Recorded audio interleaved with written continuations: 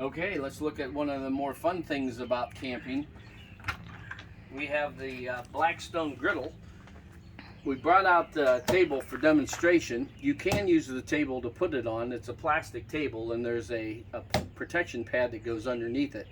I found that most sites always have a nice picnic table. Some of them are metal, and that works out better. But anyway, you have that option of using that table. Okay, so to get the Blackstone Griddle in and out, the one thing you want to do first is take the top griddle off separately, because it won't come out with it together. Pull the griddle out.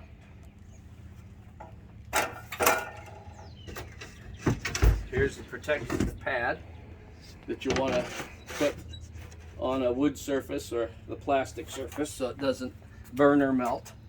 And then you put the griddle on that.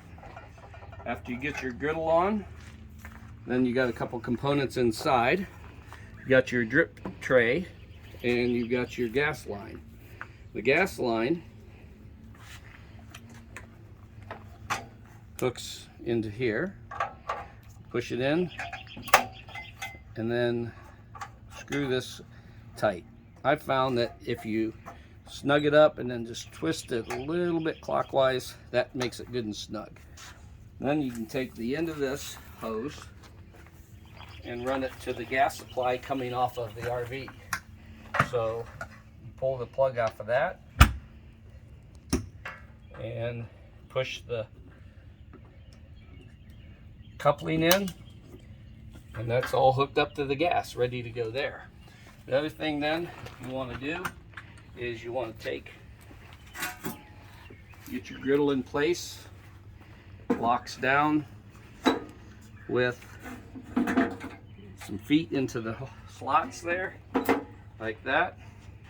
I like to take an older tea towel that we keep on here and keep it on the griddle after you use it, and that helps to protect it. It helps to protect the cover.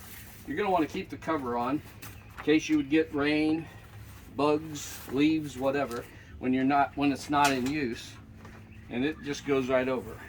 So one thing you also need to do is put the drip tray on the back. It hooks on the back of the griddle, and that has, I'll probably have it in there for you, has a foil cup that catches all the grease, keeps that nice and clean. So then when you cover it, you're going to want to come all the way over the grease tray so it doesn't fill up with any rainwater or anything in there. And let's just keep that covered in the evening or when not in use. It just keeps it a little bit cleaner and is real nice. So when you put it back in there, you'll just reverse the order. Be careful of the drip tray that you dump that out and get rid of your foil pan. And there are some griddle utensils in the kitchen underneath the sink, like a scraper and a flipper, a spatula, and you're going to want to keep it scraped off clean. And I like to just take paper towels and wipe it dry, and it works. It keeps it really clean, really easy to operate. It has an automatic starter, so when you push it in and you turn it, it clicks. Sometimes you have to click it a few times, especially after you've just hooked it up. It's going to have air in the line, so you're going to want to turn it on, let it run a little bit, and then eventually the air will get out and it'll fire up just like a grill.